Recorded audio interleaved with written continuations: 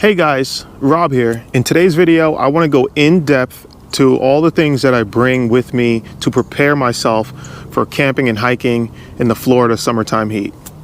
So some of the things here in this video might be tips for you, maybe not, but I want to go in depth to a couple of special items that I have to have with me in order to camp out here in the blistering heat and humidity. So I have my pack here and I'm going to break this down. This is not filled up with all my camping gear. This is just specialty items that I have to have, and some things that I want to point out that I think might be beneficial to you if you're a new hiker, or maybe you want to start hiking but it's too hot. Maybe these tips, maybe these items will help you out. So let's go ahead and dive into it. All right guys, so before we actually get into this video, I just want to say real quick, I'm not talking about the pack here or anything like that. I just want to say that I'm not a fair weather hiker, okay? If I have the opportunity to go outside, I'm going outside. If it's going to rain, so be it. I'm still going to go hiking. So with that said, I've been also in very extreme conditions as far as the heat and humidity goes. I've hiked plenty times throughout the summertime here, and if you're from Florida, I've ever visited, you guys know it gets insanely hot and humid. I've been out in 98-degree weather where the real feel is like 106, and then obviously humidity through the roof. You could take your shirt off and you can wring it out. I've had really thick waterproof pants you guys have seen in some videos. It takes a lot to get those things wet, and I've saturated those before. So, you know, I want to get out and I don't want to let the weather kind of slow me down, and you know, I still want to be able to enjoy the outdoors. So what I have here in this pack is stuff to help get me through those extreme conditions. Now, one thing I have to mention is that I'm not telling everybody to go out in the worst conditions. Definitely do not do that. This is something that I built myself up to gradually to be able to go out in the extreme heat here and be okay, but I still use heavy caution when I do this stuff. But yes, I built myself up to it. Small trips here, small trips there. I'm just constantly out. So the more you get out, the more you get used to it, the more you get to know your body and know how to handle the heat. I will say, I'm not a through hiker, although I would love to section hike part of the Florida Trail. And anybody that knows anything about the Florida Trail knows that a lot of people come down this way to hike the Florida Trail around, you know, December time, because that's when it's the coolest out here. And even then it's still a little bit hot. But yeah, so the Florida Trail is hiked pretty much only during those months by the majority of people, because Florida is so hot and humid. So it's nothing to take lightly. And some of you guys might live up in snowy areas and stuff like that. That's also extreme. You know, if you're going out and hiking and camping in those kind of conditions, that's on the opposite end here. But nonetheless, you know, use caution. So let's go ahead and get into this pack here. Now, I know I said that I'm not going to talk about the pack here because the pack is really irrelevant to what we're talking about.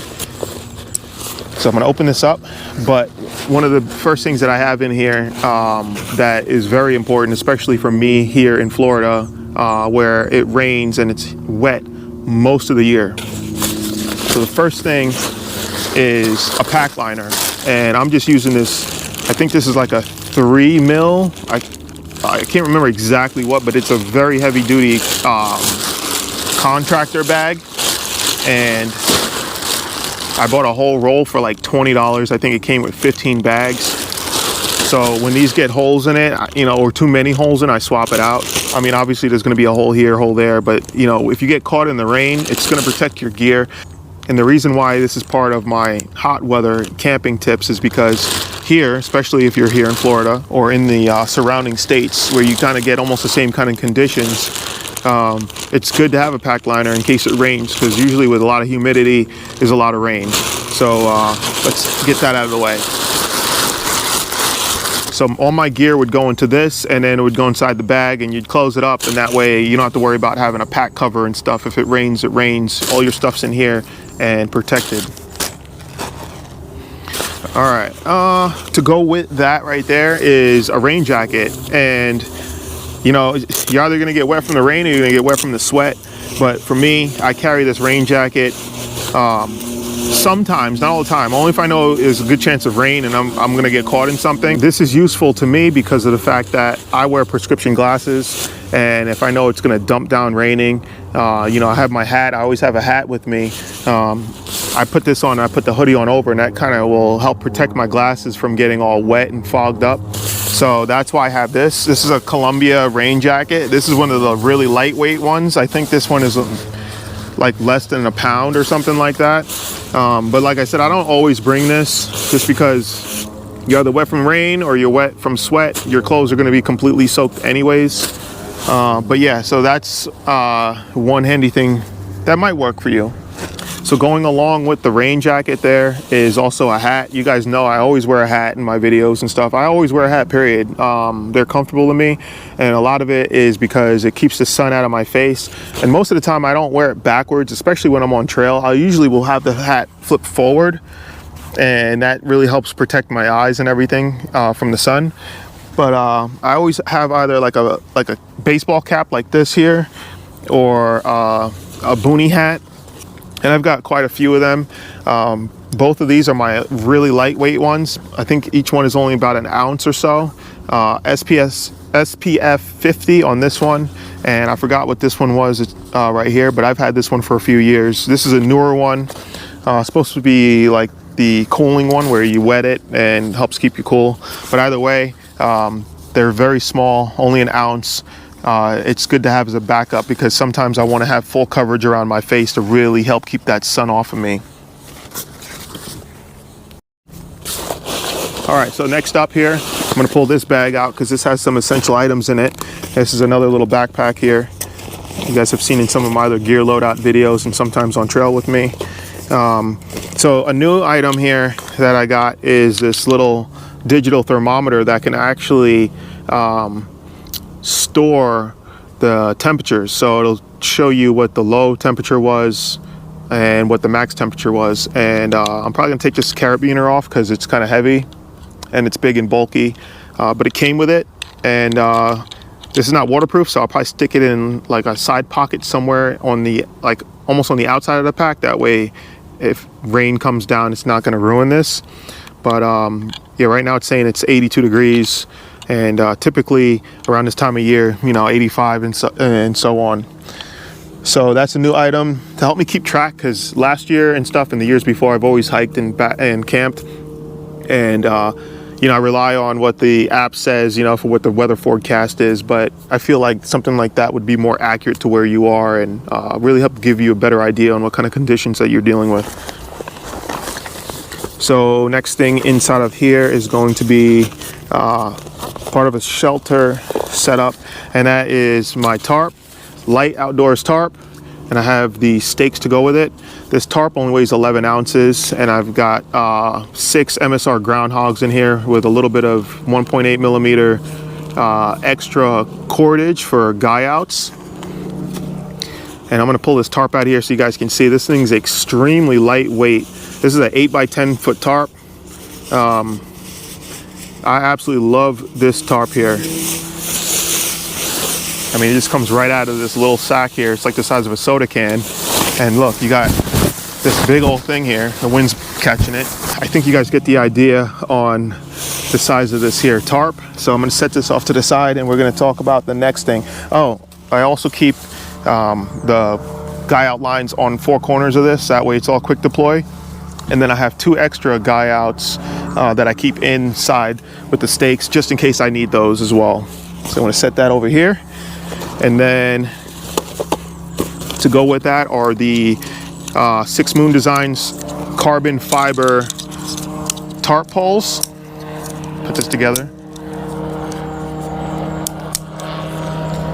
And you just cannot escape these Cessnas and these helicopters. They're always out. I think those are the most annoying things to me when I'm out on trails, because no matter where you go, there's always an airplane. I just had to wait like 10 minutes for this guy to stop. He's like doing circles over me. Come on, man. So these are the 6 Moon Designs carbon fiber tarp poles, and they're about, I think they're about 40 inches tall or so. And I have 2 of them to go with that tarp in case there's no trees around for me to tie a ridge line. Or if I don't want to tie a ridge line, I can set it up with with these here poles, and they're lightweight. That'll get me out of the sun and out of the rain and give me some comforts, you know, keep me cool. So I typically will carry that during the summertime, because there's been plenty of times you just need to get out of the sun. All right, so moving on to the next thing. These are just my polarized lenses that I bring with me. I'm sure you guys have polarized, like regular glasses and stuff, and those of you that have prescription lenses but don't have a good set of polarized glasses, this is what I use, especially out here in Florida, because it's so bright. The sun just beams down, and if you're walking on sugar sand, it's like literally like walking on snow when the sun's out. It's almost blindingly bright, and that's just good to help protect your eyes. All right, we were going to move on to one of the really important things, and that's hydration. I've got my Grail Grail Ultra Press right here, and I also have a Grail Geo Press right here. I have two of those. I'm not bringing both of them on trail with me or when I go backpacking, but yeah, hydration is extremely important. To go with those two, I've also got the Canuck water bladders. I got two of them, a clean one and a dirty one, with a Sawyer squeeze filter on there and the adapter, because you cannot gravity feed unless you have the adapter for the Sawyer. If anything, I would probably just bring a dirty Canuck bag. That way I can grab the water through that and then squeeze it through the Sawyer into my Grail. And some of you guys might say that that's overkill, because the Grail removes all that kind of stuff, but sometimes I'm in areas where you know, there's a lot of hog activity and the water's kind of stagnant. I don't want to take any chances unnecessarily, you know, so I'm not on a through hike or anything where I have to collect that water and drink it. I'm just backpacking, so whatever's going to keep me safe and healthy, so that way I can hike again, I'll do it. These things are worth its weight in gold, in my opinion. Another thing that I want to mention about these here Grail filters, purifiers, is that yes, they do remove almost everything, heavy metals, lead, anything, hepatitis, like all kinds of stuff out of the water, but it will only remove a certain amount of that. So if you drink from a water source that has an overabundance of chemical A and you filter it through here, this may not remove all of that chemical. It will remove some of it, but not all of it. So that's something that you guys have to keep in mind, that yes, this is an overall well-rounded purifier. If there's a heavy concentration of something that's rated higher than what this thing has been tested for, you're still going to consume that. It's not going to absorb into this carbon activated filter. So I want to make that clear, that way you guys know that, because I don't think a lot of people know that. There's information out there, but you got to dig real deep to kind of get down to the bottom and learn what all this stuff can do. Another thing is electrolytes. I keep a pack of electrolytes with me because you know, being in the heat and humidity, you're going to sweat like crazy, you're going to lose a lot of salt, and you need to put all that stuff back. That'll save you a lot of headaches and muscle cramps in the end. And as far as like hydrating, when I know I'm going on a big trip, let's say it's an overnight, 2 overnights, I don't know, 10 miles, 15 miles, where I know it's going to be up there in temperature and I know I'm going to be sweating, I will pre-hydrate. So I'll start hydrating really well the night before or even the day before, to start drinking water, especially at night. And then in the morning, I wake up early in the morning before my trip's planned, and like I'll get up out of bed and I'll go to the kitchen, I'll grab 1 or 2 bottles of water, chug it, and go right back to sleep. And then when I wake up to actually start my day, I'll drink more water, and then right before I hit the trailhead, I down at least 1 bottle as I'm getting out of my car, and then that way I'm good to go. And in the summertime, I'll typically carry, I'm going to say 4 to 5 liters of water, maybe even 6 liters of water, until I can get to maybe a water source and collect more. And trust me, I will burn through that water. And that's why I carry the extra, because heat exhaustion and heat stroke is nothing to play around with. And the minute you get dehydrated or too hot, those symptoms creep up on you very fast. And depending on where you are and if you're with somebody or not, you're on your own. So I pack extra water during the summer months. I know it's more weight, but it's my safety. Just want to leave that with you guys. Just pack extra water, more than what you think that you're going to need, and definitely drink as much as you can before the trail starts and as you're starting the trail. Now, as far as one of my main water bottles, what I like to use are these smart water bottles, and not just because it's a popular backpacking thing.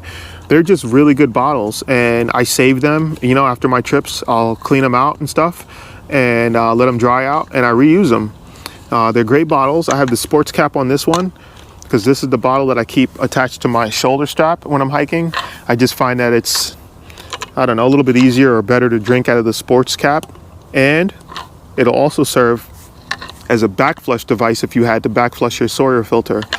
Your Sawyer filter can also go on this, so you can fill this up with dirty water, put your Sawyer on, and filter out clean water from this. So I always have these bottles with me. So to go along with these two purifiers, these Grail purifiers, I do have zip tie on here, and it would probably be better if you were going to copy this idea if you used a stainless steel zip tie, because it's going to hold up a lot longer than this will. But yeah, I have a zip tie on here with a very small keychain ring on here. It's like maybe 1/4 inch or 3/8 inch, and that's just tied on there right there, and that's on both of these. And the reason I have that is because I also carry paracord that I use to hang my food bag, to keep like raccoons and critters and stuff from getting my stuff or having things come around smelling things. I have this paracord here, and I think this is like 30 feet of it, and I have a keychain like little snap on here. Let me show you guys.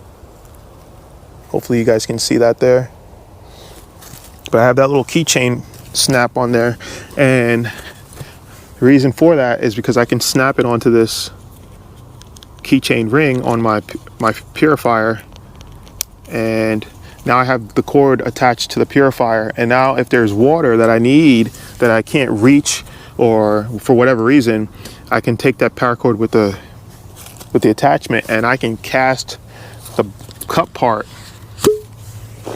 I can cast this out into whatever water source and then reel it back in, and that's how I can collect my water safely. All right, so next things that we're going to talk about are going to be stuff for bugs.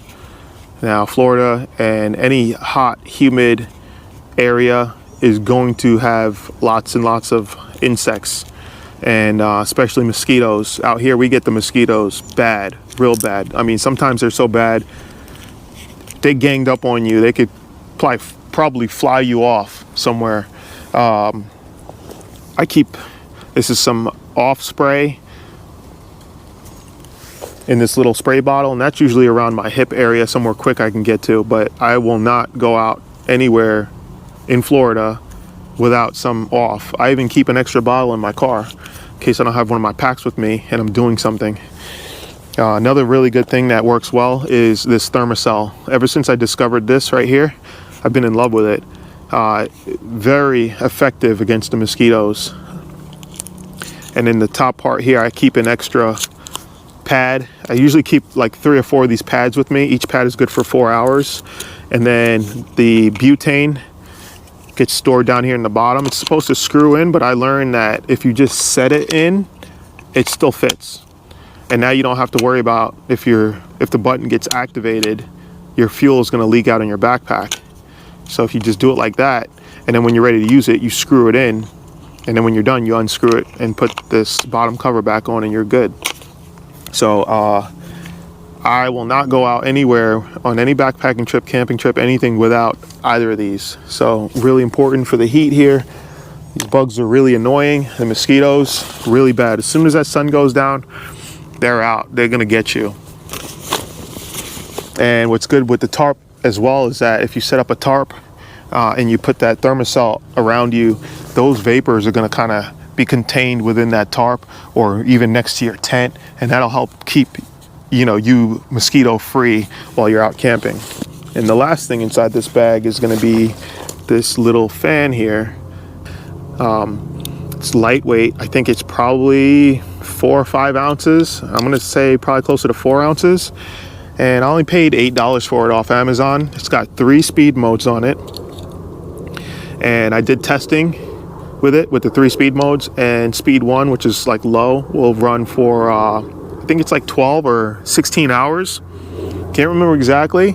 It's either one of those.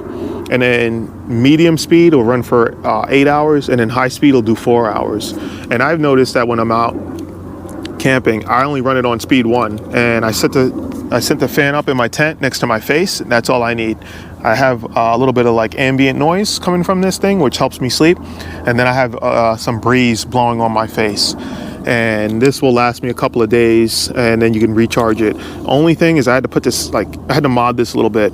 So I put this PVC piece on here with a hole in it to protect the actual on-off button from getting depressed while in my pack, because there's no cover for it. So if you threw this thing right in your pack, the button's going to go off, and by the time you want to use it, it's going to be dead. So if you pick this up, you will have to mod this, you know, some way, shape, or form to keep that from happening. All right, so we got one more thing in the bag here, and then I'm going to quickly talk about this tent. So last thing in the bag that's important for me on trail in the hot months is going to be clothing. All right, this is, I don't bring this stuff like this on trail. I'm wearing half the clothes, and then some stuff I'll bring. So as far as like a blanket or sleeping bag goes, I don't bring a sleeping bag because it's just way too hot. Way too hot. What I do bring is this little what is this thing, sleeping bag liner that I've had for a while, and all I did was I just cut it at the seam. And the reason why I did that is because, for one, it was one of those mummy style ones, which was uncomfortable for me, so it was kind of like a waste of money until I cut it. But it's lighter than a regular sheet, and I mean, look, it's like a little ball, packed small. And if I just happen to get a little bit cold, I just throw this over me. Most of the time what I use it for is when the sun starts coming up, when I'm sleeping, I just put it over my face to help block the light out. But yeah, so it's just a regular pack liner that I cut. I mean, doesn't get any easier than that. I think I paid $8 for this thing at Walmart a few years back, but that's pretty much all I bring. And like I said, I really don't even use it, but it's a backup. And then for a sweat rag, this is usually on the outside of my pack. It's one of those cooling like bandanas.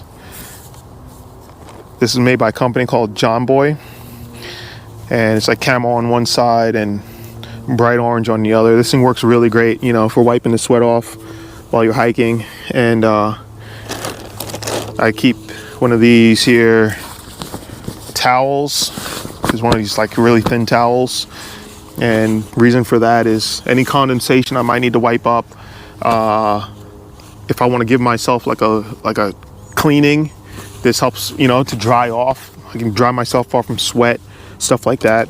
I also bring these tag wipes with me. I mentioned this in another video. Dollar General sells these for $1, guys. Go in that little dollar clearance aisle and check for these. These wipes are amazing. Big wipes, thick, they don't rip very easily, and they smell really good, and they're pretty wet. So you can get a good cleaning with this here, and then, you know, you can dry off and stuff with this. As far as socks go, I've got some wool socks. These are my better wool socks that I'm actually wearing right now, and the reason why I like the wool is because it's moisture wicking. So I keep, if I know during the summertime it's going to be raining, I usually bring an extra pair of socks in case I have to travel through any water. And my main pants that I like to hike in are these here. These are hiking pants. This is by Wrangler, and these are the ATG pants. These can be, I picked these up, I picked up 2 different pairs of these from Amazon recently for like 35 bucks. My last pair I had for like 4 years and no issues. I've been in saltwater with them, hiked with them, really good. They're waterproof at first, but then they lose that waterproofing, but they're still great. They dry extremely fast. And another good thing about them is that they only weigh 6 ounces, so crazy lightweight. And then for a shirt, this is a Real Tree fishing shirt. and it's SPF 50, I think. I've had this for a while too. Another quick drying shirt that I like to bring with me, long sleeve, keep me out of the sun as much as possible. And if you notice, these things are all light colored just to help keep the sun, you know, from heating me up too much. So I'm always wearing this stuff on trail just because it's lightweight, really comfortable, and they dry fast. So if I sweat in it, they dry pretty quickly. Now, as far as like nighttime clothes or stuff that I might have to change into for day number 2, if that stuff gets way too nasty, I have another shirt. This is another SPF shirt. This is a t-shirt, something I can change into at night, so that way I'm not going to bed wet. Light color too. It's important to have the light colored stuff because the sun will bake you. And then I've got these Nike running shorts, really lightweight. They have like a nice inner mesh material. I'll open it out here. So it's almost like a boxer on the inside. Really light, thin, stretchy material, extremely comfortable. And it's got pockets on it and stuff. And yeah, you know, I look like the mailman when I wear these because they're kind of high. They're like, you know, just above my knees. But man, it feels really good to feel that airflow. And they're lightweight as well. So one thing I forgot to mention is that you guys see a lot of times in my videos, I usually have my pant leg down like that and my sock over it like that. And the reason I do that a lot of time is because I'm in areas where there's fire ants, and you know, you take the wrong step or for whatever reason, they're just everywhere, and they'll climb up your shoe and then they'll get up your pants and they'll start biting you. And if you haven't been bit by a fire ant before, they don't feel too great, and they sting and they itch really bad. But yeah, so I protect my myself by doing that, just to keep stuff from crawling up. Sometimes, you know, you'll be standing in an ant pile and then you look down and you got like 100 ants crawling up your shoe and up your sock and stuff. But one more piece of gear that I forgot to mention was that I will be treating all my stuff with permethrin, and that stuff is really great for ticks and stuff like that.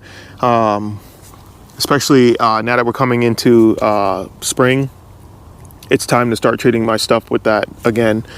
So another thing, you know, summertime, ticks, stuff like that, you know, invest in some permethrin, treat all your gear with it. You know, that'll help keep you a little bit safer from those summertime annoyances. Before we cap this video off, let's talk about the tent here. So this tent here, you guys have seen me, you know, use it and stuff. The Durston X-Mid 1. This is not the ultralight version, but it is lightweight. But the reason that I decided to give this a shot is because of the interior. Now, the sleeping area is not, it's not all that great. I mean, or not all that big. But the vestibules are pretty large on either side. There's actually 2, and there's 2 doors. And reason I went with this tent is because of ventilation. And, you know, I've been camping, and, you know, believe it or not, when you get out, you find a nice spot, there's no breeze at all, and you just bake and sweat. So having the 2 doors will at least help with that. And especially because this tent is so large, you won't have any issues. I'm hoping not to have any issues with dealing with that. You guys can see even on this side here, and then this closes down.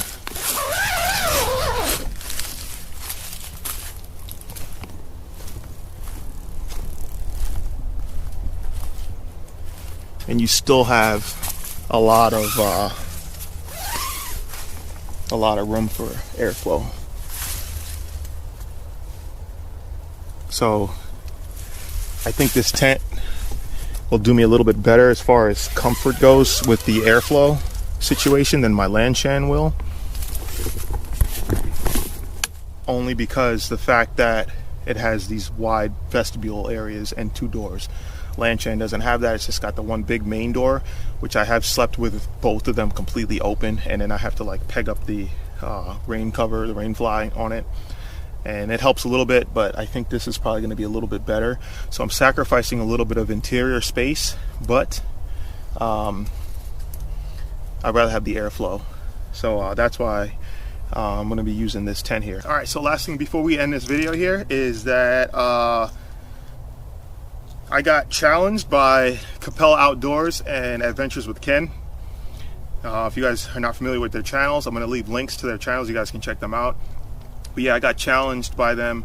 We're going to do like a little fishing competition, hobo reel. You guys see this reel?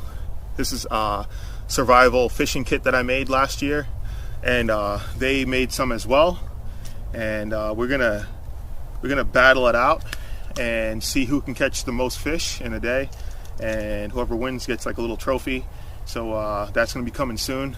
But yeah, if you guys want to check out their channels, I'm going to leave a link to them down below. Alright guys, that's going to do it for this video today. I really hope that you guys gained a little bit of something from this.